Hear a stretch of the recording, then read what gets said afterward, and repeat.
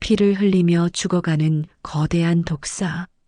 남자는 공포에 떨면서도 녹슨 덫으로 손을 뻗었습니다. 그 순간 뱀이 마지막 힘을 다해 머리를 치켜들었습니다. 그 뒤 그에게는 상상도 못했던 일이 벌어지게 되는데, 오늘 이야기가 궁금하시다면 좋아요 먼저 꼭 눌러주시면 큰 힘이 됩니다. 지금 바로 그 운명적인 만남의 순간으로 들어가 보겠습니다. 모든 것이 끝났다고 생각했습니다. 3년 동안 제 청춘과 영혼을 갈아 넣어 만들었던 앱은 시장의 냉혹한 외면 속에 먼지처럼 사라졌고, 함께 꿈을 꾸던 동료들은 쓴소리 한마디 없이 제 곁을 떠났습니다. 빚더미에 올라앉은 제게 남은 것은 텅 빈 통장과 사람에 대한 지독한 불신뿐이었습니다. 도시의 네온사인은 더 이상 희망의 불빛이 아니라 실패한 저를 조롱하는 낙인처럼 느껴졌습니다. 그래서 도망쳤습니다. 아무도 저를 모르는 곳, 제 과거의 그림자가 닿지 않는 곳으로 가고 싶었습니다. 그렇게 흘러들어온 곳이 바로 이곳, 지도에도 잘 나오지 않는 산골 마을이었습니다.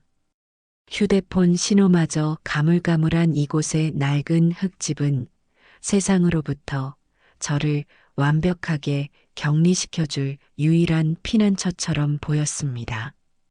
이웃이라곤 멀찍이 떨어진 몇 가구가 전부였고, 그들은 제게 별다른 관심을 보이지 않았습니다. 저 역시 그들과 엮이고 싶지 않았습니다. 인간관계라는 것이 얼마나 허망하고 피곤한 것인지 저는 뼈저리게 경험했으니까요. 하루 종일 하는 일이라곤 멍하니 창밖의 산을 바라보거나 의미 없이 잠을 자는 게 전부였습니다.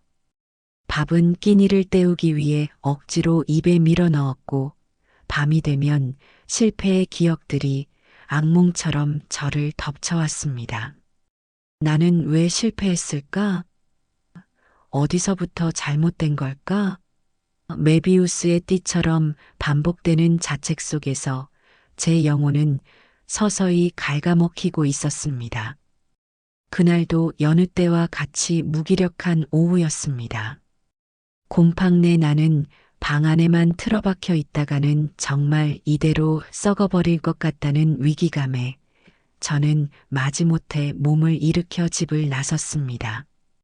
목적지는 없었습니다. 그저 발길 닿는 대로 인적 없는 산길을 향해 걸었습니다. 축축한 흙냄새와 짙은 풀내음이 코를 찔렀지만 제 마음은 여전히 잿빛이었습니다. 얼마나 걸었을까요? 평소에는 들리지 않던 기묘한 소리가 제 발걸음을 멈추게 했습니다. 쉭, 쉭 하는 거친 숨소리와 함께 쇠붙이가 무언가를 긁는 듯한 날카로운 소리가 덤불 속에서 간헐적으로 들려왔습니다. 호기심보다는 불길함이 앞섰습니다. 혹시 멧돼지라도 되는 건가 싶어 슬그머니 자리를 피하려던 순간 제 눈에 무언가가 들어왔습니다. 덤불 아래 녹슨 쇠붙이가 보였습니다. 동물의 다리를 물어뜯는 TV에서나 보던 불법 덫이었습니다. 그리고 그 덫에는 제 평생 실제로 본 적 없는 거대한 생명체가 걸려 있었습니다. 뱀이었습니다.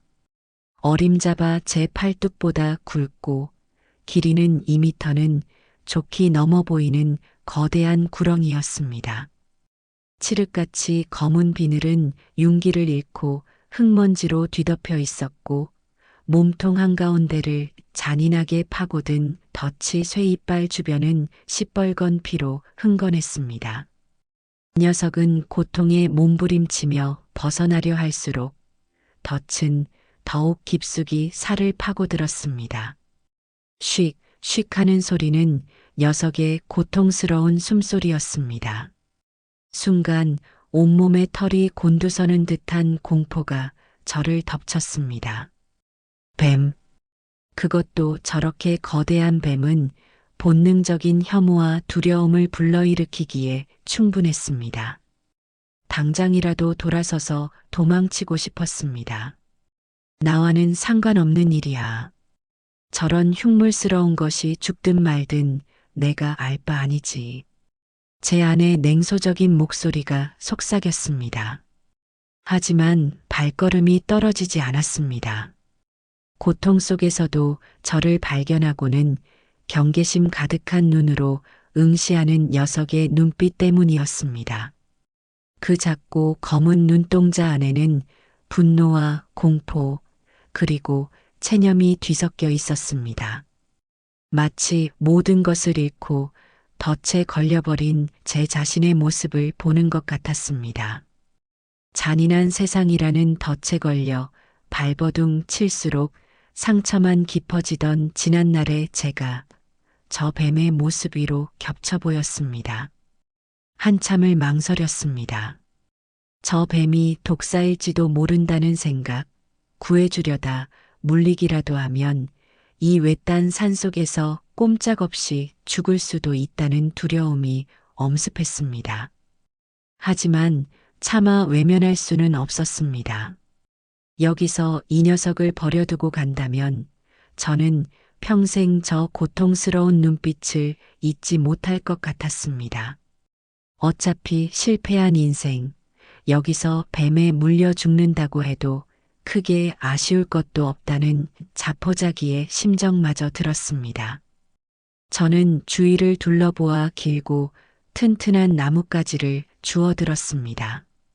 조심스럽게 뱀에게 다가가자 녀석은 마지막 힘을 다해 머리를 치켜들고 쉬잉 마이너스 하는 위협적인 소리를 냈습니다. 공격하지 않겠다는 뜻을 전하고 싶었지만 방법이 없었습니다. 저는 나뭇가지로 뱀의 머리 부분을 조심스럽게 눌러 제압한 뒤 떨리는 손으로 덫의 스프링을 향해 다가갔습니다. 녹슨 덫은 생각보다 훨씬 뻑뻑했습니다. 온 힘을 다해 덫을 벌리자 팅 하는 소리와 함께 쇠 이빨이 벌어졌습니다. 자유로워진 뱀은 그러나 바로 도망가지 않았습니다. 깊게 파인 상처에서 피를 흘리며 거친 숨을 몰아쉬던 녀석은 잠시 저를 가만히 돌아보았습니다. 그 검은 눈동자 속에서 아까와는 다른 무어라 형용할 수 없는 기묘한 감정이 스치는 듯 했습니다. 그것이 감사인지 아니면 단순한 경계심의 연장선이었는지는 알 수 없었습니다.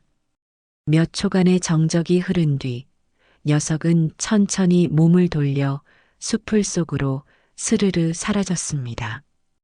거대한 몸체가 풀숲을 헤치며 나아가는 소리가 멀어지자 그제야 제 온몸에서 힘이 쭉 빠져나갔습니다. 땀으로 흠뻑 젖은 손을 보니 아직도 미세한 떨림이 남아 있었습니다. 집으로 돌아오는 내내 머릿속이 복잡했습니다. 제가 한 행동이 과연 옳은 일이었을까? 쓸데없는 오지랖은 아니었을까? 하지만 이상하게도 마음 한구석이 조금은 따뜻해진 기분이 들었습니다. 잿빛으로 가득했던 제 세상에 아주 작은 색깔 하나가 툭 떨어진 느낌이랄까요? 그날 밤 저는 오랜만에 악몽을 꾸지 않고 깊은 잠에 들었습니다. 그 거대한 뱀이 제게 어떤 변화를 가져다 줄지 그때의 저는 전혀 알지 못했습니다. 그저 낯설고 기묘했던 그 만남이 제 멈춰있던 시간을 다시 흐르게 하는 첫 번째 계기가 되었을 뿐입니다. 그날 이후 제 일상에는 미세한 균열 같은 변화가 생겼습니다. 여전히 사람들과의 교류는 피했지만 방 안에만 틀어박혀 있던 시간은 눈에 띄게 줄었습니다. 대신 저는 매일같이 산에 올랐습니다. 특별한 목적이 있었던 것은 아닙니다. 그저 그 뱀을 구해줬던 장소를 한 번씩 둘러보고 혹시나 녀석의 상처가 덧나지는 않았을까 하는 막연한 걱정을 하기도 했습니다. 물론 다시 그 녀석을 마주칠 일은 없었습니다. 어쩌면 그날의 일은 그저 하룻밤의 기이한 꿈이었을지도 모른다고 생각했습니다. 그러던 어느 날, 제 유일한 피난처에 예고 없는 방문객이 찾아왔습니다. 낡은 대문을 삐걱 소리내며 들어선 사람은 땅딸막한 키에 검게 그을린 얼굴을 한 중년의 사내였습니다. 그는 자신을 이 마을의 이장, 최만식이라고 소개했습니다. 아이고, 총각, 여 혼자 지내기 안 답답한가? 내가 진작 와본다는 게 바빠서 이제야 들렀네. 그는 사람 좋은 웃음을 지으며 제 손에 검은 봉지 하나를 쥐어주었습니다. 봉지 안에는 직접 캤다는 더덕 몇 뿌리가 들어 있었습니다. 경계심으로 가득했던 제 마음의 벽이 그의 서글서글한 태도에 아주 조금 허물어지는 듯 했습니다. 도시에서 겪었던 이기적인 관계들과는 다른 시골 특유의 투박한 정처럼 느껴졌기 때문입니다. 최 이장은 제 사정을 묻는 대신 자신의 이야기를 늘어놓았습니다.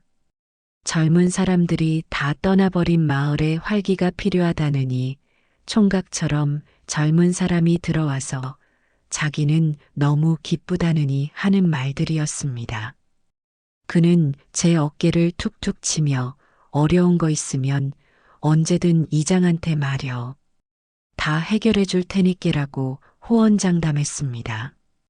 오랜만에 느껴보는 타인의 호의에 저는 어색하게나마 고개를 끄덕였습니다. 그의 방문 이후 최 이장은 심심찮게 저를 찾아왔습니다. 오늘은 산딸기를 한 움큼 따다 주고 내일은 계곡에서 잡았다며 민물고기 몇 마리를 던져주고 가곤 했습니다. 처음에는 부담스러웠지만 그의 꾸준한 관심은 세상으로부터 고립되었던 제게 작은 위안이 되었습니다. 어쩌면 이곳에서는 다시 시작할 수 있을지도 모른다는 희미한 기대감마저 싹트기 시작했습니다. 하지만 마음 한구석의 찝찝함은 쉬이 가시지 않았습니다. 그의 과한 친절이 어딘가 부자연스럽다고 느껴졌기 때문입니다. 특히 그는 유독 산에 대한 이야기를 많이 했습니다. 산의 어느 곳에 가면 값비싼 약초가 지천이고 어느 골짜기에는 희귀한 버섯이 자란다는 등 마치 제게 무언가를 알려주려는 듯한 뉘앙스였습니다. 그의 눈빛은 인자하게 웃고 있었지만 그 안에 언뜻 스치는 욕망의 그림자를 본 것 같다고 느낀다면 저의 과민 반응일까요? 그 무렵부터였습니다.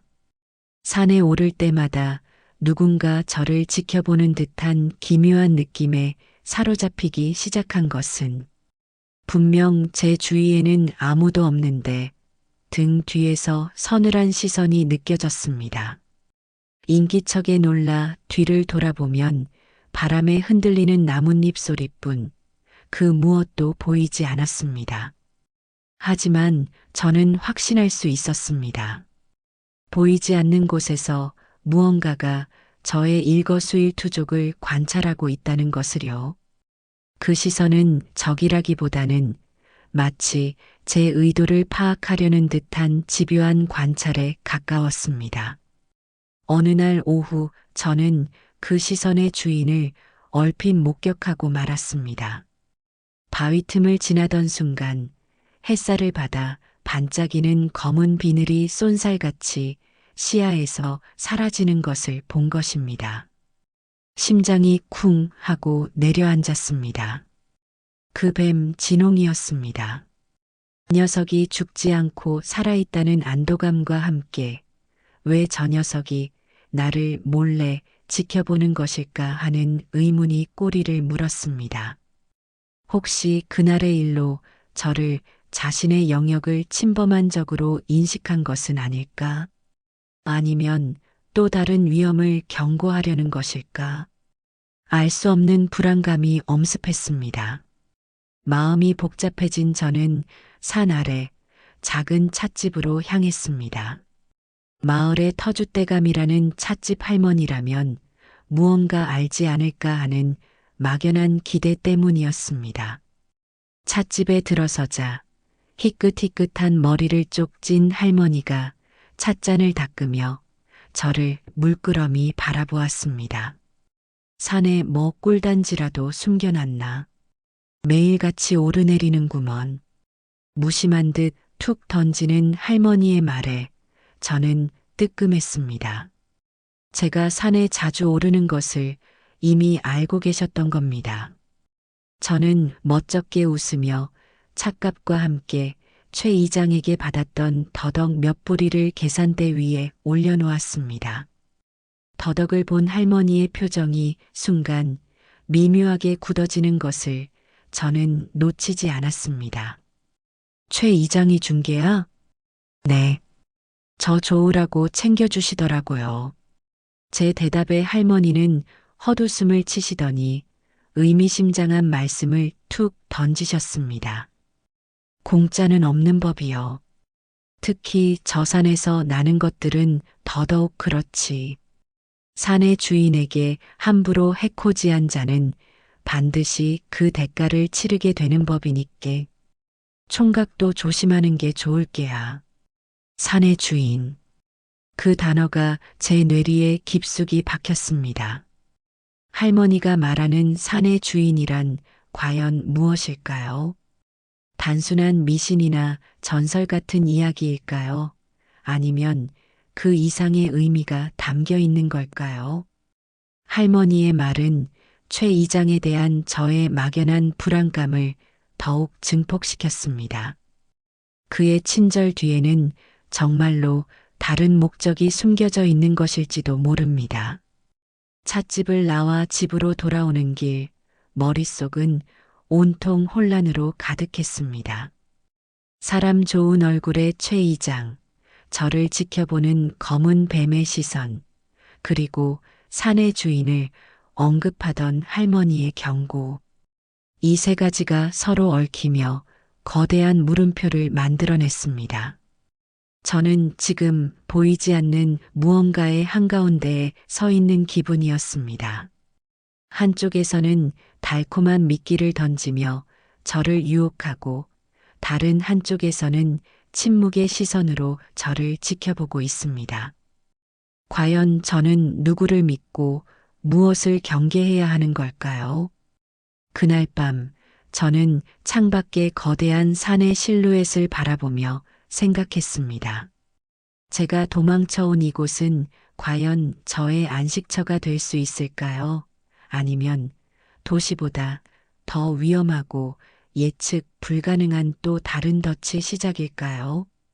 어둠 속에서 빛나는 뱀의 눈동자가 저를 꿰뚫어 보는 듯한 착각에 저는 저도 모르게 몸을 떨었습니다.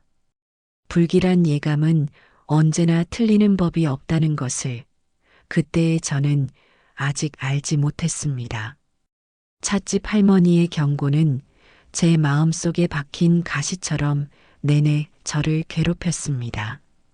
최 이장의 얼굴을 볼 때마다 그의 웃음 뒤에 숨겨진 다른 얼굴이 있는 것은 아닌지 의심하게 되었고 그가 건네는 친절은 이제 더 이상 순수하게 느껴지지 않았습니다. 하지만 동시에 설마 하는 마음도 있었습니다.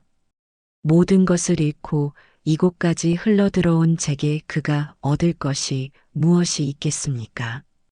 어쩌면 도시에서 얻은 불신과 피해의식이 순박한 시골 사람마저 색안경을 끼고 보게 만드는 것일지도 모른다고 스스로를 다독였습니다.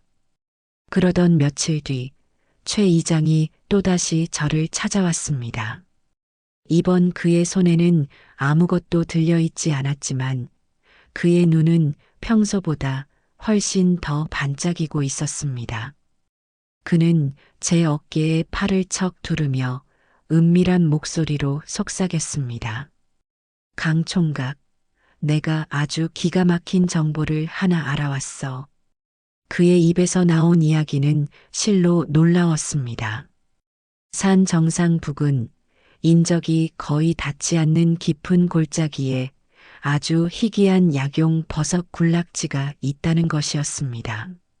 전문가들 사이에서는 부르는 게 값질 정도로 귀한 버섯이라며 제대로 채취만 하면 서울의 작은 아파트 전세금 정도는 우습게 만질 수 있을 거라는 말이었습니다. 이거 아무한테도 말 안 한 거야. 총각이 딱하고 안쓰러워서 특별히 알려주는 거지. 나랑 같이 가서 대박 한번 터뜨려 보지 않겠나? 아파트 전세금. 그 단어가 제 심장을 날카롭게 찔렀습니다. 빚더미에 올라앉아 한푼이 아쉬운 제게 그것은 거부할 수 없는 유혹이었습니다. 실패의 나락에서 저를 단번에 건져 올려줄 동아줄처럼 느껴졌습니다.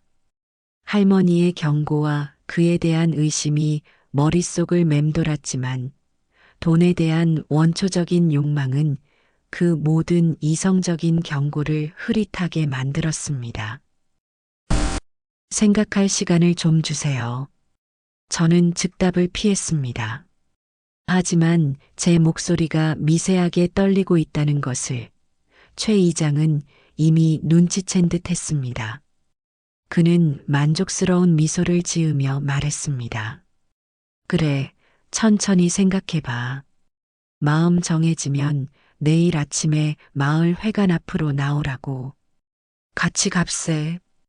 그가 돌아간 뒤 저는 밤새 잠을 이루지 못했습니다. 머릿속에서는 두 개의 목소리가 치열하게 싸웠습니다. 이건 위험한 함정일지도 몰라.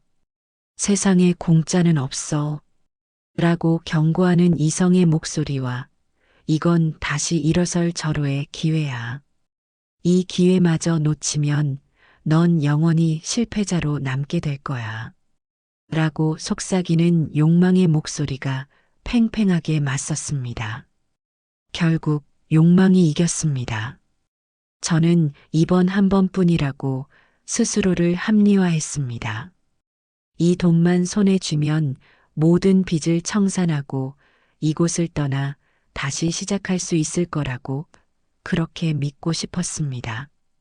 하지만 최 이장과 함께 가고 싶지는 않았습니다. 만약 정말로 큰 돈이 되는 버섯이라면 그와 나누고 싶지 않다는 이기적인 마음이 고개를 들었습니다. 그에게는 내일 아침에 몸이 좋지 않아 못 간다고 둘러대고 혼자서 그가 말한 장소로 가기로 결심했습니다. 모든 것을 독차지하고 싶다는 추악한 탐욕이 제 온몸을 지배하기 시작했습니다. 다음 날 새벽 저는 거짓말처럼 몸이 아프다는 문자를 최 이장에게 보낸 뒤 배낭을 챙겨 몰래 집을 나섰습니다. 동이 트기 전에 푸르스름한 어둠 속에서 산을 오르는 제 발걸음은 이상하리만치 가벼웠습니다. 희망인지 탐욕인지 모를 감정이 저를 들뜨게 했습니다. 최 이장이 알려준 길은 평소 제가 다니던 등산로와는 전혀 다른 험하고 가파른 길이었습니다. 사람의 발길이 거의 닿지 않은 듯 길은 희미했고 덤불이 무성했습니다. 한참을 땀 흘리며 나아가자 마침내 시야가 트이며 그가 말했던 깊은 골짜기의 입구가 나타났습니다. 이제 저곳만 통과하면 제 인생을 역전시켜줄 보물이 기다리고 있을 터였습니다. 바로 그때였습니다. 제 앞길을 무언가가 가로막았습니다. 어둠 속에서 스르르 소리도 없이 나타난 거대한 그림자. 심장이 멎는 듯 했습니다. 칠흑 같은 검은 비늘, 그리고 목덜미에 선명한 붉은 줄무늬. 진홍이었습니다. 녀석은 제가 처음 봤을 때보다 훨씬 더 위압적인 모습으로 제 앞을 막아섰습니다. 상처는 거의 아문 듯 보였고 거대한 몸을 또아리 튼 채 혀를 날름거리며 저를 노려보고 있었습니다. 그 눈빛은 지난번 저를 관찰하던 것과는 차원이 다른 명백한 적의와 경고를 담고 있었습니다. 비켜. 저도 모르게 쉰 목소리가 터져 나왔습니다. 하지만 진홍은 미동도 하지 않았습니다. 오히려 제게서 한 발짝도 물러서지 않겠다는 듯 몸을 더욱 꼿꼿이 세웠습니다. 제 인생을 바꿀 기회가 바로 코앞에 있는데 이깟뱀 한 마리가 제 앞을 가로막고 있다는 사실에 참을 수 없는 분노가 치밀어 올랐습니다. 내가 널 살려줬잖아. 그런데 감히 내 앞을 막아서? 저는 소리쳤습니다.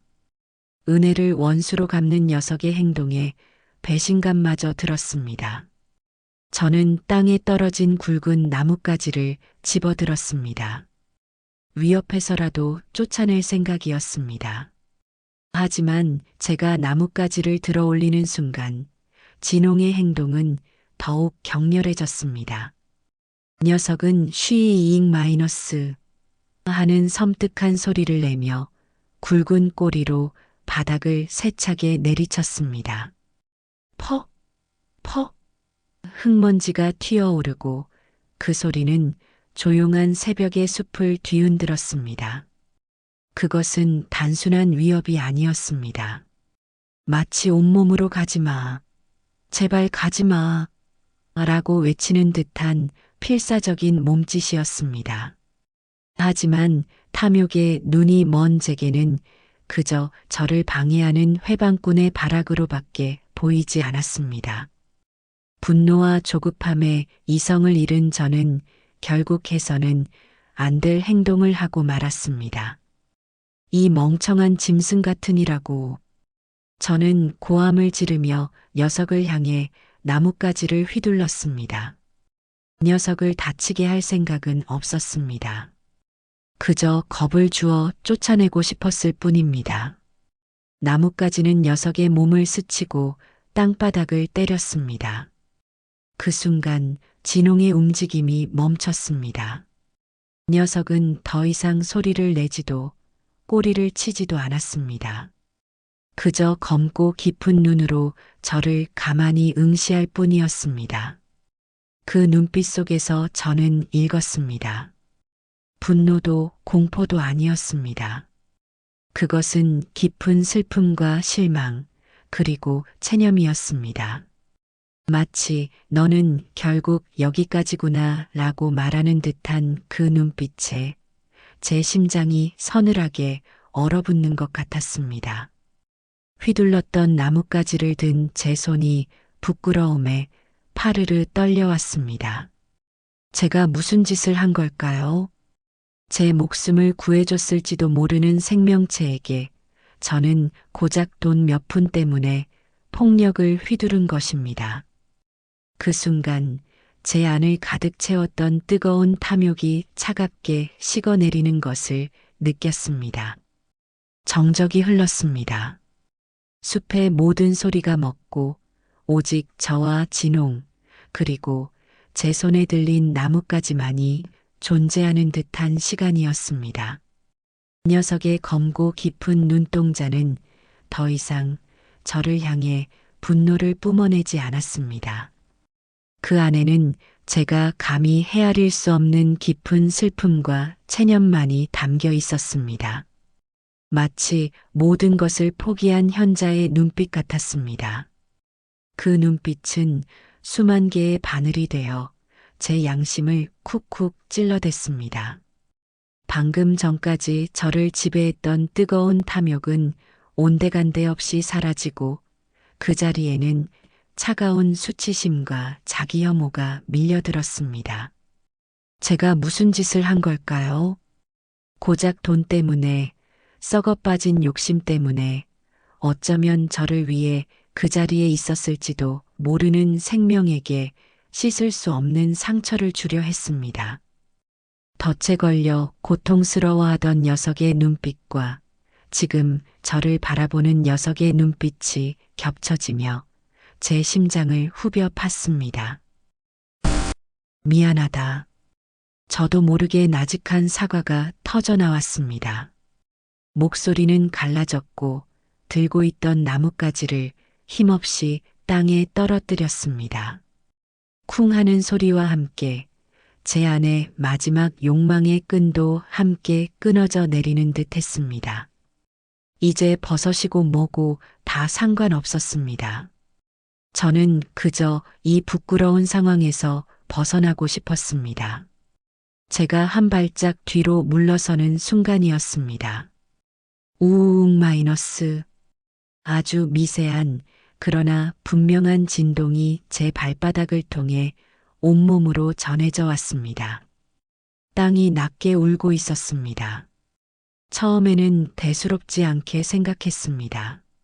하지만 진동은 점차 그 폭을 키워갔고 숲의 나뭇잎들이 일제히 파르르 떨리기 시작했습니다. 불길한 예감이 등골을 타고 흘렀습니다. 그때 제 뇌리를 스치는 기억의 파편들이 있었습니다. 며칠 동안 밤새도록 창문을 두드리던 세찬 빗줄기.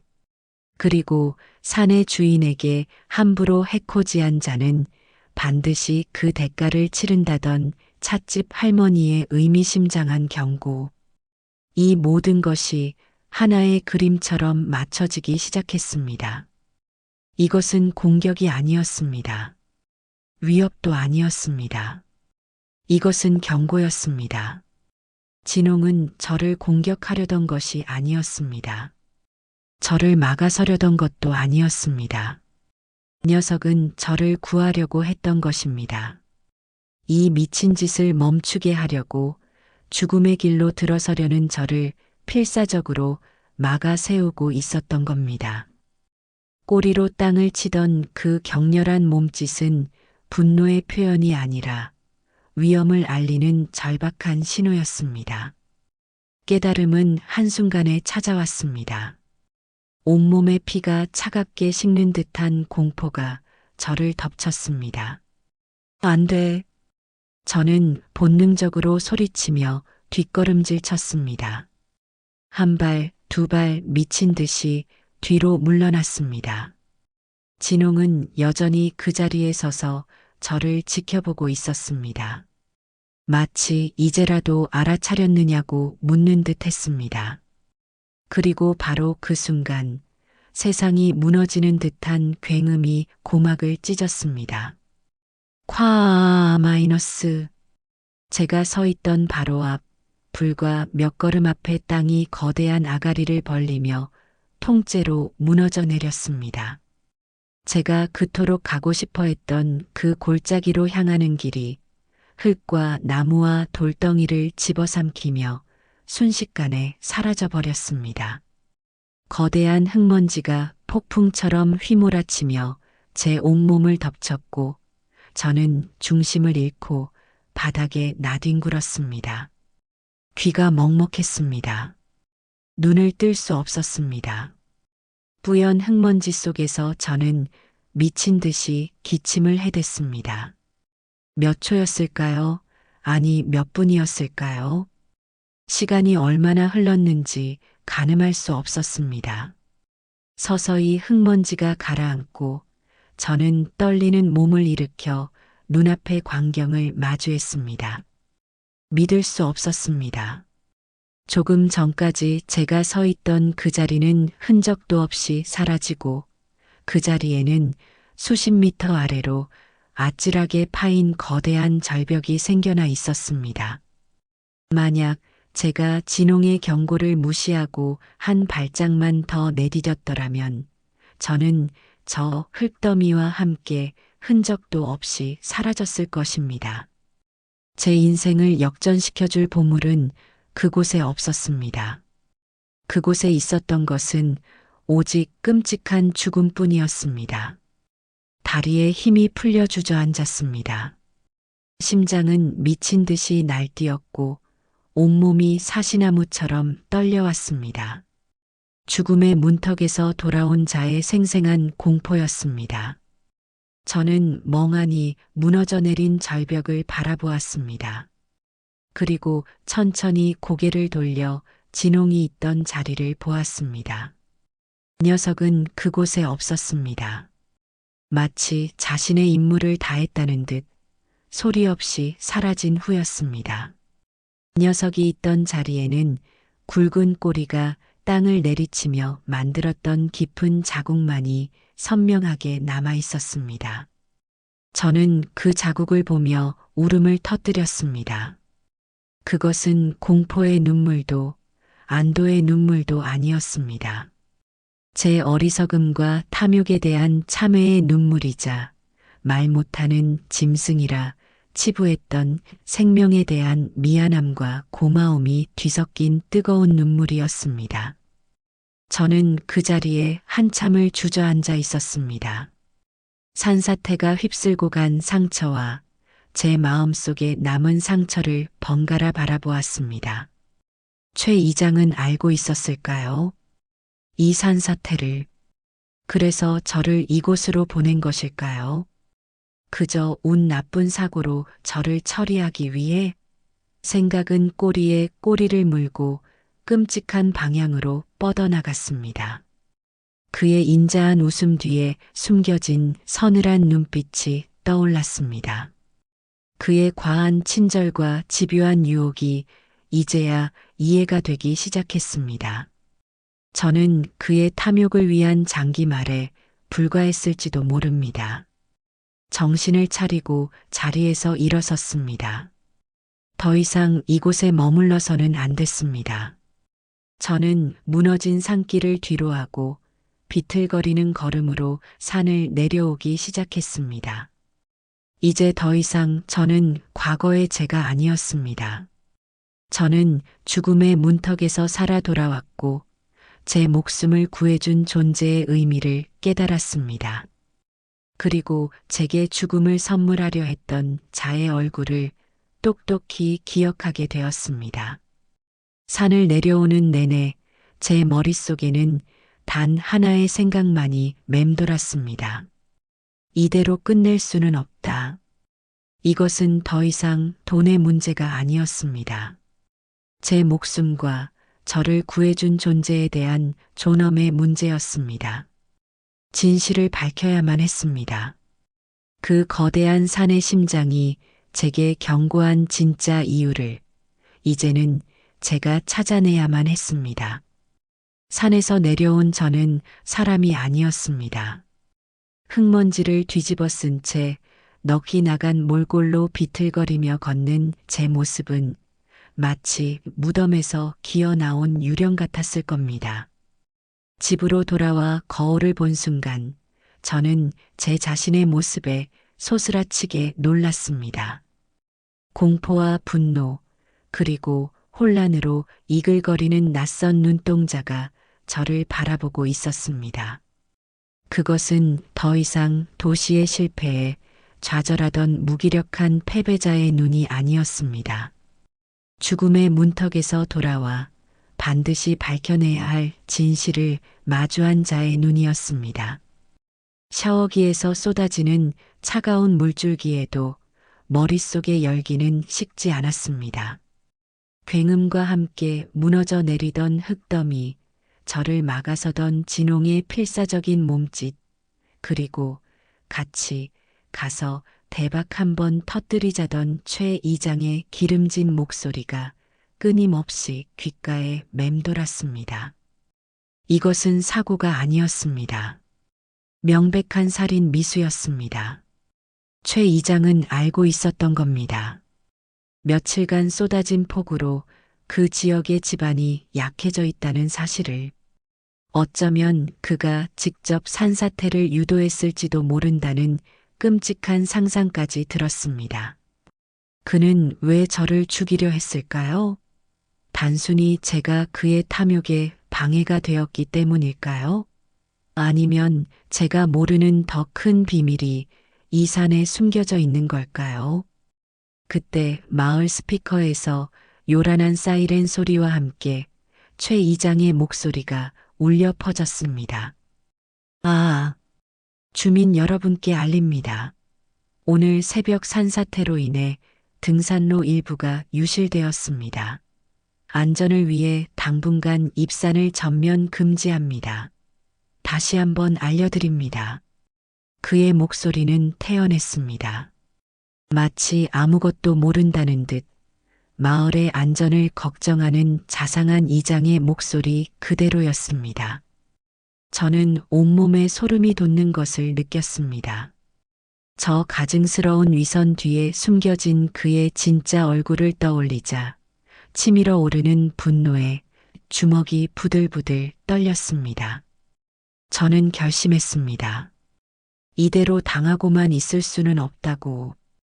경찰에 신고하는 것은 무의미했습니다. 증거가 없었습니다. 뱀이 저를 구해줬습니다. 같은 소리를 해봤자 정신 나간 사람 취급이나 당할 게 뻔했습니다. 증거는 제 손으로 직접 찾아야만 했습니다. 다음 날 저는 입산 금지 경고를 무시하고 다시 산으로 향했습니다. 이번에는 최 이장이 알려준 험한 길이 아닌 평소 다니던 안전한 등산로를 택했습니다. 제 목적지는 산사태가 일어난 현장이었습니다. 그곳에 모든 해답이 있을 거라 직감했습니다. 현장은 처참했습니다. 거대한 나무들이 뿌리째 뽑혀 나뒹굴고 날카로운 바위들이 흉측하게 드러나 있었습니다. 자연의 거대한 힘 앞에 인간은 한없이 작은 존재임을 실감하는 순간이었습니다. 저는 조심스럽게 무너진 흙더미 주변을 살피기 시작했습니다. 무언가 단서를 찾아야만 했습니다. 한참을 헤매던 그때 제 눈에 이상한 것이 들어왔습니다. 무너져 내린 흙더미 사이로 반듯하게 잘려나간 나무 밑동 하나가 보였습니다.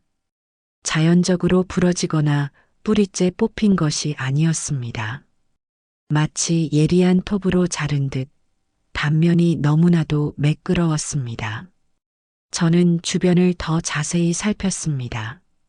그러자 곳곳에서 똑같이 잘려나간 나무 밑동들이 발견되었습니다. 그것들은 교묘하게 흙과 낙엽으로 덮여 있었지만 제 눈을 속일 수는 없었습니다. 이것은 불법 벌목의 흔적이었습니다. 순간 머릿속의 모든 퍼즐 조각이 맞춰졌습니다. 최 이장은 이 산에서 몰래 나무를 베어내 팔아넘기고 있었던 겁니다. 무분별한 벌목으로 인해 산은 속부터 병들어가고 있었고 며칠간 쏟아진 비는 그 약해진 집안을 무너뜨린 기폭제 역할을 한 것입니다. 이것은 자연재해를 가장한 명백한 인재였습니다. 그는 산사태가 일어날 것을 예측하고 저를 그곳으로 유인한 것입니다. 만약 제가 그곳에서 죽었다면 그는 2마리 토끼를 잡는 셈이 됩니다. 자신의 불법 벌목 사실을 눈치챌지도 모르는 눈엣가시 같은 외지인을 제거하고 동시에 산사태를 빌미로 산림복구 및 안전개발이라는 명목 아래 더 큰 규모의 개발 사업을 추진할 수 있게 되는 것입니다. 찻집 할머니가 말했던 산에 해코지하는 자가 바로 최 이장이었습니다. 이제 모든 것이 명확해졌습니다. 남은 것은 그의 범죄를 입증할 결정적인 증거를 찾는 것이었습니다. 저는 그날부터 최 이장의 그림자가 되기로 했습니다. 낮에는 산을 샅샅이 뒤지며 추가적인 벌목 현장을 찾아 사진으로 남겼고 밤에는 그의 집 주변을 맴돌며 그의 동태를 살폈습니다. 며칠간의 잠복 끝에 저는 최 이장이 일주일에 2~3번 깊은 밤이 되면 낡은 트럭을 몰고 산속 깊은 곳으로 향한다는 사실을 알아냈습니다. 저는 어둠을 틈타 그의 트럭 뒤를 밟았습니다. 그가 도착한 곳은 지도에도 나오지 않는 낡은 폐가였습니다. 그는 익숙하게 폐가의 헛간 문을 열고 안으로 들어갔습니다. 저는 숨을 죽이고 헛간에 찢어진 창문 틈으로 안을 엿보았습니다. 그리고 그 안의 광경을 보고 경악을 금치 못했습니다. 헛간 안에는 잘려나간 나무들이 가득 쌓여 있었고 한쪽에는 불법으로 밀렵한 듯한 동물의 가죽과 뼈들이 산더미처럼 쌓여 있었습니다. 최 이장은 그 앞에서 낯선 남자와 돈다발을 주고받으며 웃고 있었습니다. 그의 인자한 미소는 온데간데 없고 탐욕과 비열함으로 가득 찬 추악한 얼굴만이 남아 있었습니다. 저는 떨리는 손으로 주머니 속에 휴대폰을 꺼내 들었습니다. 이 순간을 놓칠 수 없었습니다. 창문 틈으로 렌즈를 겨누고 그들의 거래 장면을 동영상으로 녹화하기 시작했습니다. 심장이 터질 듯이 뛰었지만 저는 숨소리 하나 내지 않고 그들의 대화에 집중했습니다. 이번 산사태 덕분에 일이 아주 편해졌어. 이제 저 산 전체를 합법적으로 밀어버릴 수 있게 됐다고. 그 외지인 놈은 어떻게 됐소? 알아서 흙구덩이에 처박혔겠지. 멍청한 놈, 떡밥을 덥석 무는 꼴하고는. 그들의 대화를 듣는 순간 제 안에 무언가가 툭 하고 끊어졌습니다. 저는 이 모든 증거를 가지고 경찰서로 달려가 저 악마 같은 인간의 가면을 벗겨버리리라 다짐했습니다. 하지만 그때였습니다. 제 발밑에서 바삭하고 마른 나뭇가지가 부러지는 소리가 났습니다. 짧은 순간의 정적. 헛간 안에 두 남자가 동시에 고개를 돌려 제가 있는 창문 쪽을 쳐다보았습니다. 누구야? 최 이장의 날카로운 외침과 함께 저는 얼어붙고 말았습니다. 그와 눈이 마주친 순간 저는 깨달았습니다. 제가 너무 깊이 들어와 버렸다는 것을. 누구야? 최 이장의 고함은 어둠을 찢는 비수처럼 날아와 제 심장에 박혔습니다. 헛간 창문 틈으로 마주친 그의 눈은 더 이상 인자한 이장의 눈이 아니었습니다. 그것은 자신의 영역을 침범당한 굶주린 맹수의 눈, 모든 것을 꿰뚫어 보는 듯한 섬뜩한 눈이었습니다. 시간은 찰나였지만 제게는 영원처럼 느껴졌습니다. 얼어붙었던 몸이 본능적으로 먼저 반응했습니다. 도망쳐야 한다. 저는 뒤도 돌아보지 않고 어둠 속을 향해 미친 듯이 달렸습니다. 등 뒤에서 저놈 잡아 하는 고함과 함께 둔탁한 발소리가 저를 쫓아왔습니다. 심장이 터질 것 같았고 폐는 타는 듯한 고통을 호소했습니다. 험한 산길에 발이 걸려 몇 번이나 넘어졌지만 흙바닥을 짚고 일어나 다시 달렸습니다. 잡히면 끝장이라는 공포가 저를 채찍질했습니다. 얼마나 달렸을까요? 다행히 저는 그들보다 산길에 더 익숙했고 어둠은 저의 가장 좋은 은신처가 되어 주었습니다. 한참을 달려 겨우 그들을 따돌리고 집에 도착했을 때 저는 문을 걸어 잠그고 그대로 주저앉아 가쁜 숨을 몰아쉬었습니다. 손에 꽉 쥐고 있던 휴대폰 액정에는 그들의 범죄 현장이 생생하게 녹화되어 있었습니다. 저는 해냈습니다. 저 악마의 실체를 밝힐 결정적인 증거를 손에 넣은 것입니다. 하지만 안도감은 잠시뿐이었습니다. 최 이장은 이제 제가 모든 것을 알고 있다는 사실을 알아버렸습니다.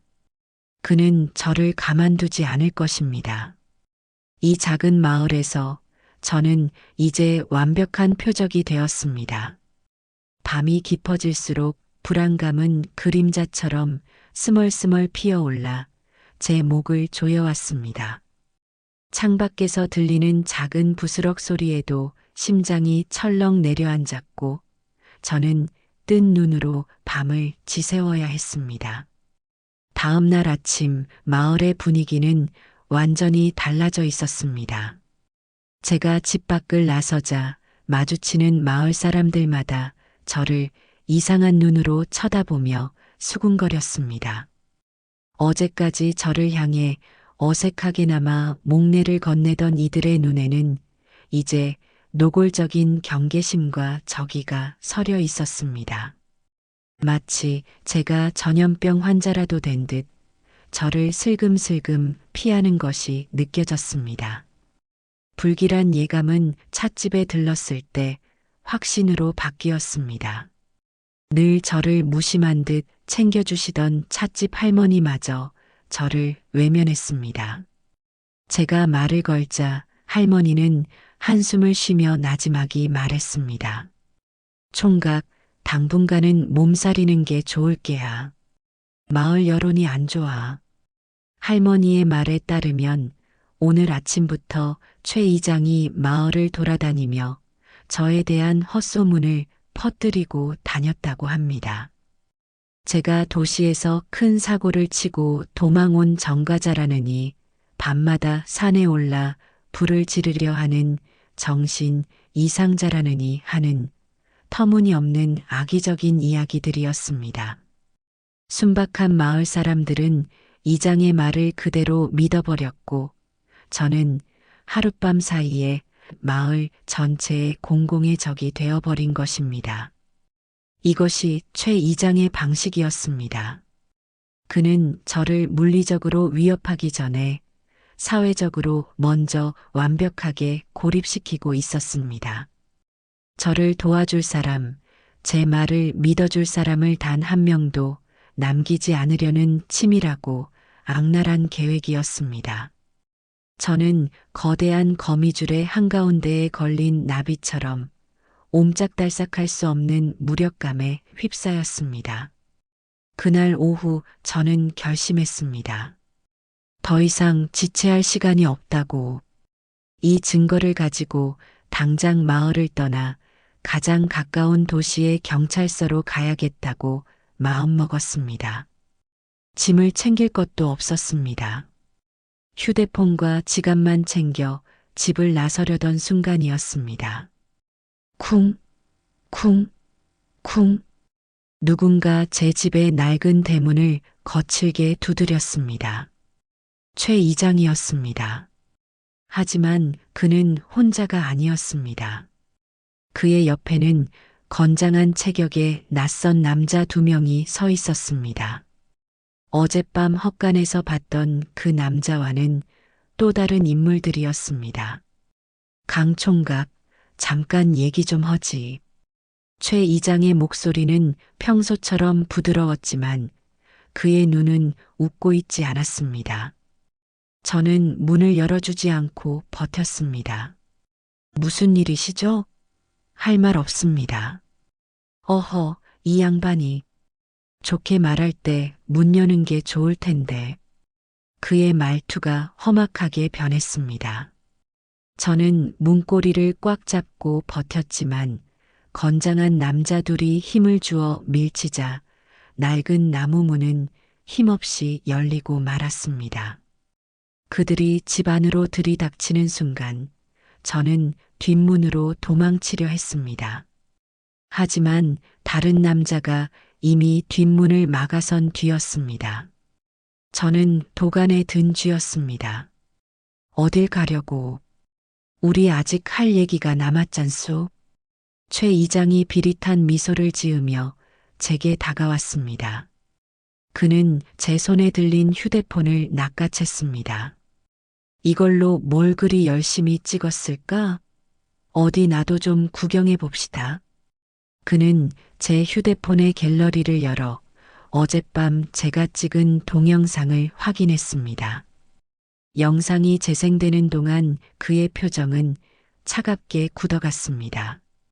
영상을 다 본 그는 피식하고 웃으며 제 휴대폰을 바닥에 던져버렸습니다.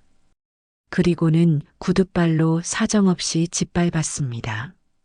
빠직, 하는 소리와 함께 액정이 박살나고 제 마지막 희망이었던 증거는 산산조각이 나버렸습니다. 멍청한 놈. 쥐뿔도 없는 게 까불기는. 그는 제 멱살을 잡아 벽으로 밀쳤습니다. 쿵 하는 소리와 함께 머리를 부딪혔고 순간 눈앞이 아찔해졌습니다. 내 놈이 뭘 봤든 뭘 들었든 이제 아무 소용없어. 이 마을에서 내 말을 믿어줄 사람은 아무도 없으니께. 얌전히 쥐 죽은 듯이 살다 꺼지든가 아니면 진짜로 산에서 흙구덩이에 처박히든가. 선택은 내가 혀. 그는 제 얼굴에 침을 뱉고는 남자들과 함께 유유히 집을 나갔습니다. 저는 바닥에 주저앉아 산산조각난 휴대폰을 망연자실하게 바라보았습니다. 모든 것이 끝났습니다. 증거는 사라졌고 저는 완벽하게 고립되었습니다. 이제 저를 기다리는 것은 그의 협박대로 쥐 죽은 듯이 이곳을 떠나거나 아니면 정말로 쥐도 새도 모르게 사라지는 것뿐이었습니다. 절망이 온몸을 휘감았습니다. 도시에서 실패했을 때보다 더 깊고 어두운 나락으로 떨어지는 기분이었습니다. 그때는 적어도 도망칠 곳이라도 있었지만 이제는 갈 곳도 기댈 곳도 없었습니다. 그날 밤 저는 뜬 눈으로 천장만 바라보았습니다. 최 이장의 경고가 귓가에 맴돌았습니다. 포기하고 떠나야 할까? 하지만 이대로 물러선다면 저는 평생 패배자로 살아가게 될 것입니다. 무엇보다 저를 구해준 진홍에게 너무나도 미안했습니다. 녀석은 목숨을 걸고 제게 진실을 알려주었는데 저는 아무것도 하지 못하고 이대로 도망쳐야만 하는 걸까요? 그때였습니다. 창밖에서 아주 희미한 그러나 익숙한 소리가 들려왔습니다. 스르륵 스르륵. 나뭇잎이 스치는 소리 같기도 하고 무언가 거대한 것이 땅을 기어가는 소리 같기도 했습니다. 저는 홀린 듯이 자리에서 일어나 창가로 다가갔습니다. 그리고 달빛 아래 제 집 마당을 유유히 가로지르는 거대한 검은 그림자를 보았습니다. 진홍이었습니다. 녀석은 저를 보지도 위협하지도 않았습니다. 그저 묵묵히 아주 천천히 어떤 목적지를 향해 나아가고 있었습니다. 그 모습은 마치 나를 따라오라고 말하는 듯 했습니다. 절망의 가장 깊은 바닥에서 저는 한 줄기 빛을 본 것 같았습니다. 녀석이 저를 이끄는 곳에 어쩌면 이 모든 것을 뒤집을 마지막 희망이 있을지도 모른다는 생각이 들었습니다. 저는 망설이지 않았습니다. 조심스럽게 문을 열고 녀석의 뒤를 따르기 시작했습니다. 달빛만이 희미하게 길을 비추는 깊은 밤, 저는 숨을 죽인 채 진홍의 뒤를 따랐습니다. 녀석은 마치 제가 따라오고 있다는 것을 안다는 듯 일정한 거리를 유지하며 앞서 나아갔습니다. 거대한 몸체가 풀숲을 헤치며 나아가는 스르륵 소리는 이제 더 이상 공포의 소리가 아니었습니다. 그것은 절망의 늪에 빠진 제게 던져진 유일한 동아줄이자 마지막 희망을 향해 저를 이끄는 안내자의 발소리였습니다. 두려움이 없었다면 거짓말일 겁니다. 최 이장과 그 패거리들이 언제 어디서 나타날지 모른다는 공포가 온몸을 옥죄었습니다. 하지만 그보다 더 큰 무언가가 제 발걸음을 재촉했습니다. 그것은 이대로 모든 것을 포기할 수 없다는 마지막 옥이었고 제 목숨을 구해준 존재에 대한 설명할 수 없는 믿음이었습니다. 녀석은 이유 없이 저를 이끌고 있는 것이 아닐 터였습니다. 진홍이 저를 이끈 곳은 뜻밖의 장소였습니다. 최 이장의 비밀 창고도 산사태가 났던 현장도 아니었습니다. 그곳은 마을 어귀, 낡은 기와를 얹은 마을 회관 앞이었습니다. 내일 아침 최 이장이 산림 개발을 위한 마지막 주민 설명회를 열기로 한 바로 그 장소였습니다. 녀석은 회관 앞 커다란 느티나무 아래에 거대한 몸을 또아리 틀고는 더 이상 움직이지 않았습니다. 마치 이곳에서 무언가를 기다리겠다는 듯 굳건한 자세로 자리를 지켰습니다. 저는 그 모습을 보며 깨달았습니다. 녀석이 제게 원하는 것은 도망이나 숨는 것이 아니었습니다.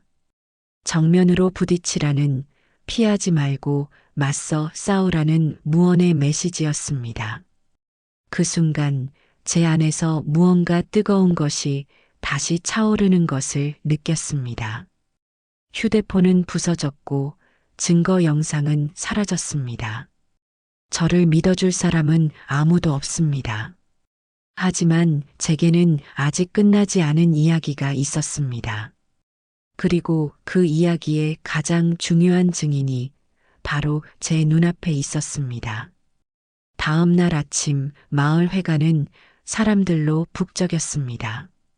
최 이장은 연단에 서서 유창한 말솜씨로 산림 개발의 필요성을 역설하고 있었습니다. 그는 산사태의 위험성을 과장하고 개발을 통해 마을이 얼마나 부유해지고 안전해질 수 있는지에 대한 장밋빛 청사진을 제시했습니다. 마을 사람들은 그의 말에 완전히 현혹된 듯 연신 고개를 끄덕이며 박수를 쳤습니다. 그 광경은 마치 잘 짜인 연극 같았습니다. 저는 회관 뒤편에 숨어 그 모든 것을 지켜보고 있었습니다. 심장이 미친 듯이 뛰었습니다. 지금 내가 하려는 짓이 과연 옳은 일일까? 저 많은 사람들 앞에서 망신만 당하고 끝나는 것은 아닐까? 수십 번도 더 망설였습니다. 하지만 그때마다 느티나무 아래 다리를 튼 채 미동도 하지 않는 진홍의 모습이 눈에 들어왔습니다. 녀석은 저를 믿고 있었습니다. 마침내 최 이장이 개발 동의서에 서명을 받기 시작하려는 순간 저는 결심을 굳히고 회관 문을 활짝 열고 안으로 들어섰습니다. 잠깐만요. 저의 갑작스러운 등장에 회관 안의 모든 시선이 집중되었습니다. 웅성거리던 사람들의 목소리가 멎고 싸늘한 정적이 흘렀습니다. 최 이장은 저를 보고는 잠시 당황한 듯 했지만 이내 비릿한 미소를 지으며 말했습니다. 아이고, 강 총각 아니신가? 몸은 좀 괜찮은가? 정신이 온전치 못하다는 소문이 있던데 여긴 어쩐 일로? 그는 교묘하게 저를 정신 이상자로 몰아가며 사람들의 비웃음을 유도했습니다. 아니나 다를까 여기저기서 저 미친놈이 왜 왔어? 경찰에 신고해야 하는 거 아냐?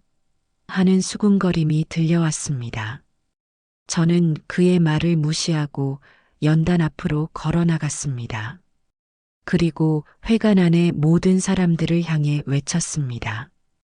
여러분 모두 속고 계십니다.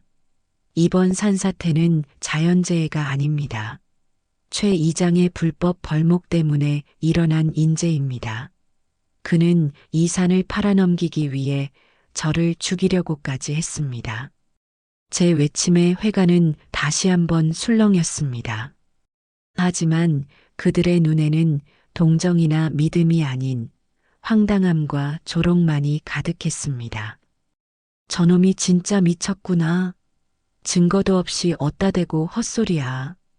이장님, 저놈 당장 끌어내세요. 최 이장은 마치 관대한 군주처럼 손을 들어 사람들을 진정시켰습니다. 그리고는 아주 안타깝다는 표정으로 저를 바라보며 말했습니다. 강 총각, 안타깝구먼. 도시에서 안 좋은 일을 겪더니 결국 이렇게까지 망가졌나? 자네 말대로라면 증거가 있어야 할 것 아닌가. 증거도 없이 이 많은 사람들 앞에서 나를 모함하는 이유가 뭔가? 그의 말은 비수처럼 날아와 제 심장에 박혔습니다. 증거. 그렇습니다. 제게는 증거가 없었습니다.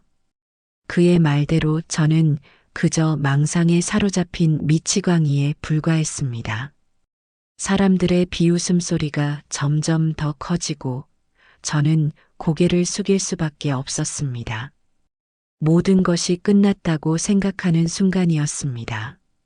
하지만 저는 포기하지 않았습니다. 마지막 남은 단 하나의 카드를 꺼내 들기로 했습니다. 증거 있습니다. 저는 고개를 들고 떨리는 목소리로 하지만 단호하게 외쳤습니다. 이 모든 진실을 처음부터 끝까지 지켜본 살아있는 증인이 있습니다. 제 말에 회가 나는 다시 한번 찬물을 끼얹은 듯 조용해졌습니다. 살아있는 증인이라는 말에 사람들의 얼굴에는 호기심이 떠올랐습니다. 최 이장 역시 예상치 못한 제 발언에 잠시 표정이 굳어졌습니다. 증인? 증인이 누군데? 누군가 물었습니다. 저는 회관 안의 모든 사람들을 둘러보며 천천히 입을 열었습니다. 저를 따라오시면 알게 될 겁니다. 그 증인이 지금 밖에서 여러분을 기다리고 있습니다. 저는 뒤돌아 회관 밖으로 걸어 나갔습니다. 사람들은 웅성거리면서도 홀린 듯이 제 뒤를 따르기 시작했습니다. 최 이장은 저놈의 쇼에 놀아나지 마시오. 라고 소리쳤지만 이미 사람들의 호기심은 걷잡을 수 없이 커진 뒤였습니다. 그 역시 불안한 표정으로 마지못해 인파에 섞여 밖으로 나왔습니다. 저는 사람들을 이끌고 느티나무 앞으로 향했습니다. 그리고 나무 아래 여전히 미동도 없이 다리를 틀고 있는 거대한 검은 그림자를 가리켰습니다. 저기 있습니다. 제 목숨을 구하고 이 모든 진실을 알고 있는 제 유일한 증인입니다. 사람들의 시선이 일제히 그곳으로 향했습니다. 그리고 그 거대한 뱀의 실체를 확인한 순간 회관 앞은 아수라장이 되었습니다. 여자들은 비명을 질렀고 남자들은 겁에 질려 뒷걸음질 쳤습니다. 미친놈, 저게 뱀이잖아. 설마 뱀 따위를 증인으로 내세우려는 거냐?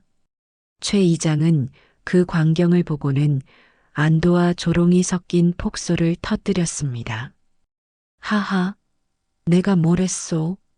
저놈은 그냥 미친놈이라니까. 뱀이 말을 하기라도 한단 말이오? 여러분, 이 가짜는 연극은 이제 그만 끝냅시다.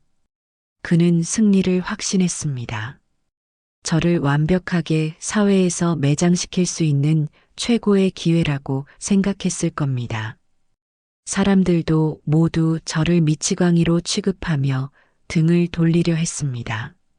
모든 것이 실패로 돌아가는 듯한 절망적인 순간이었습니다. 바로 그때였습니다. 모두의 비웃음 속에서 진홍이 천천히 고개를 들었습니다. 그리고 거대한 몸을 스르르 풀기 시작했습니다. 녀석은 겁에 질린 사람들을 위협하지 않았습니다. 대신 아주 천천히 그리고 분명한 목적을 가지고 한 방향을 향해 나아가기 시작했습니다. 그 모습은 마치 침묵의 증인이 마침내 입을 열어 진실의 행방을 가리키는 듯 했습니다. 사람들은 비명을 멈추고 숨을 죽인 채 녀석의 움직임을 지켜보기 시작했습니다. 저 역시 마른 침을 삼키며 녀석이 이끄는 마지막 장소를 향해 시선을 고정했습니다. 시간이 멈춘 듯 했습니다. 마을 회관 앞을 가득 메운 사람들은 모두 숨을 죽인 채 거대한 뱀의 움직임 하나하나에 시선을 고정했습니다. 비명도 조롱도 사라진 자리에는 오직 설명할 수 없는 긴장감과 경외감만이 감돌았습니다. 최 이장 역시 웃음기를 거둔 채 굳은 표정으로 녀석의 행보를 지켜보고 있었습니다. 진홍은 사람들을 전혀 의식하지 않았습니다. 녀석의 목표는 단 하나인 듯 망설임 없이 한 방향을 향해 나아갔습니다. 그 방향은 산으로 가는 길도 마을 중심가도 아니었습니다. 그곳은 마을에서도 가장 외지고 낡은, 지금은 아무도 살지 않는 폐가들이 모여있는 구역이었습니다. 사람들은 홀린 듯이 마치 거대한 자석에 이끌리는 쇳가루처럼 녀석의 뒤를 따르기 시작했습니다. 저 역시 인파에 섞여 그 뒤를 따랐습니다. 제 심장은 이제 더 이상 불안하게 뛰지 않았습니다. 대신 곧 마주하게 될 진실에 대한 비장한 각오와 함께 제 마지막 증인에 대한 굳건한 믿음으로 차분하게 가라앉아 있었습니다. 진홍이 마침내 걸음을 멈춘 곳은 그 중에서도 가장 낡고 허름한 폐가의 헛간 앞이었습니다. 그곳은 바로 며칠 전 제가 최 이장의 범죄 현장을 목격하고 제 모든 희망을 잃어버렸던 바로 그 장소였습니다. 녀석은 굳게 닫힌 헛간의 나무문 앞에 거대한 몸을 또아리 틀었습니다. 그리고는 마치 여기를 열어보라고 말하는 듯 굵은 꼬리로 문을 툭, 툭 두드렸습니다. 그 소리는 조용한 마을에 섬뜩하리만치 크게 울려 퍼졌습니다. 그 순간 최 이장의 얼굴이 새하얗게 질리는 것을 저는 똑똑히 보았습니다. 그는 본능적으로 소리쳤습니다. 다들 뭐 하는 거요? 저 흉물스러운 뱀을 당장 쫓아내지 않고. 하지만 아무도 움직이지 않았습니다. 사람들은 이제 최 이장의 말이 아닌 저 말 못하는 뱀의 침묵의 증언에 더 귀를 기울이고 있었습니다. 그의 다급한 외침은 오히려 사람들의 의심에 불을 지폈습니다. 이장님, 왜 그렇게 흥분하십니까? 저 헛간 안에 뭐 캥기는 거라도 있으신 겁니까? 마을의 젊은 청년 하나가 날카롭게 물었습니다. 최 이장은 당황하며 말을 더듬었습니다. 무슨 소리. 여긴 그냥 텅 빈 헛간일 뿐이야. 그럼 한번 열어보시죠. 텅 비었다면 문제될 것 없지 않습니까? 사람들의 시선이 일제히 최 이장에게로 향했습니다. 그는 완전히 궁지에 몰렸습니다. 그는 저를 죽일 듯이 노려보았지만 이미 엎질러진 물이었습니다. 결국 청년 몇 명이 앞으로 나서 헛간의 낡은 빗장을 걷어냈습니다. 기잉 마이너스. 오랜 세월 닫혀있던 문이 열리는 소름 끼치는 소리와 함께 헛간 안의 모습이 만천하에 드러났습니다. 세상에, 이게 다 뭐야? 헛간 안을 본 사람들은 경악을 금치 못했습니다. 그곳에는 제가 봤던 것보다 훨씬 더 많은 것들이 있었습니다. 불법으로 베어낸 아름드리 나무들이 산더미처럼 쌓여 있었고, 한쪽에는 올무와 덫에 걸려 죽은 고라니와 살개 사체가 아무렇게나 널브러져 있었습니다.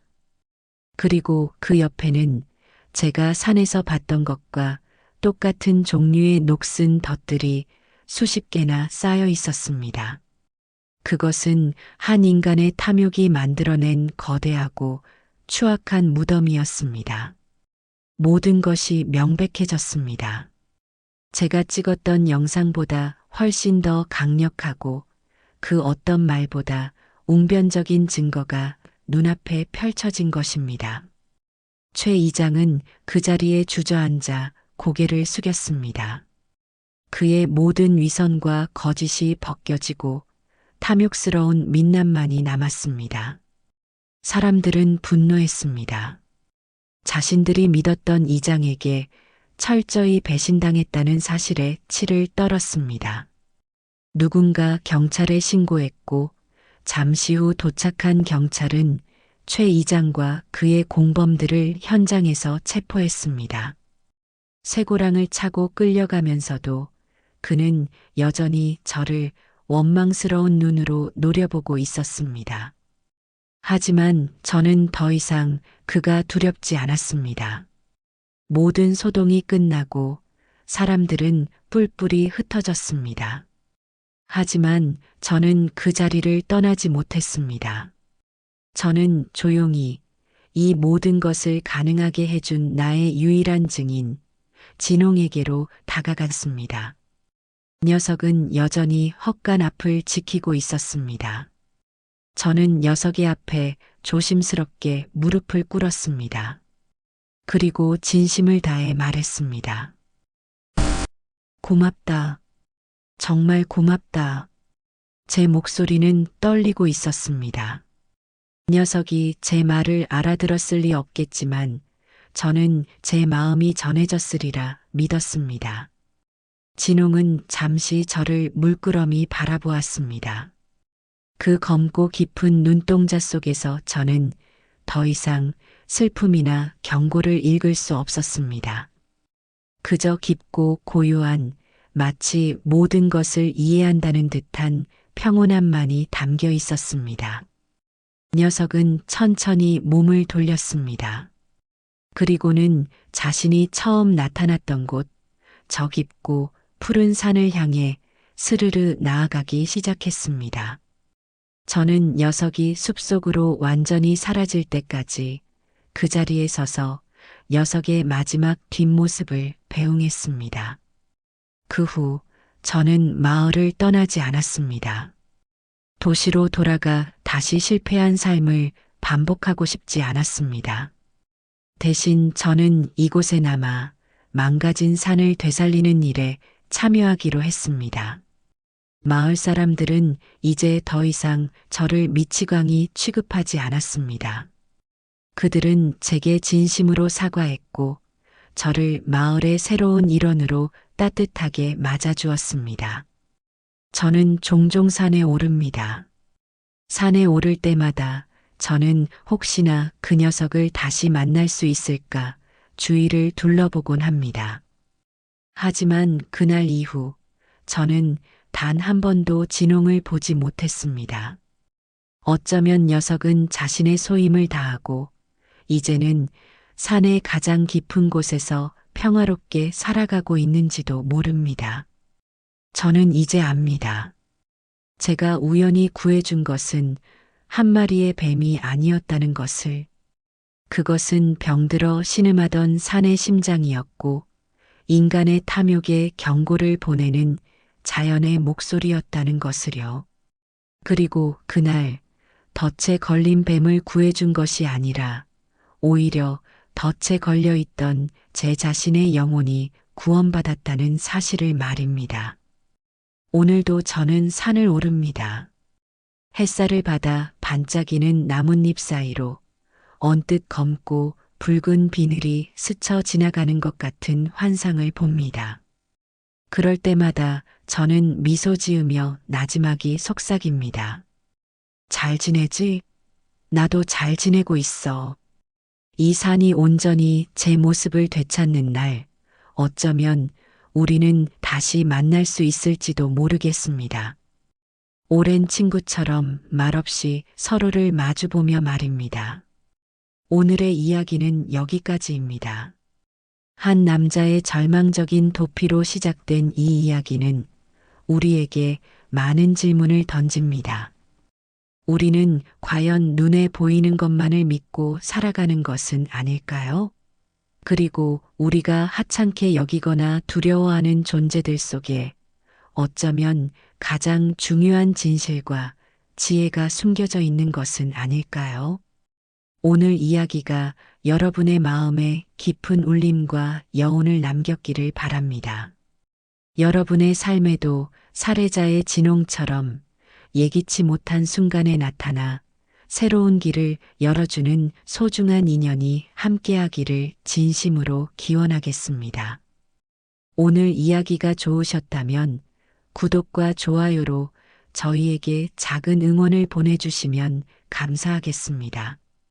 여러분의 따뜻한 마음 하나하나가 저희 말년의 지혜가 더 좋은 이야기를 찾아 나서는 데 가장 큰 힘이 됩니다. 그럼 저희는 더욱 지혜롭고 감동적인 이야기로 다시 찾아뵙겠습니다. 편안한 하루 보내십시오.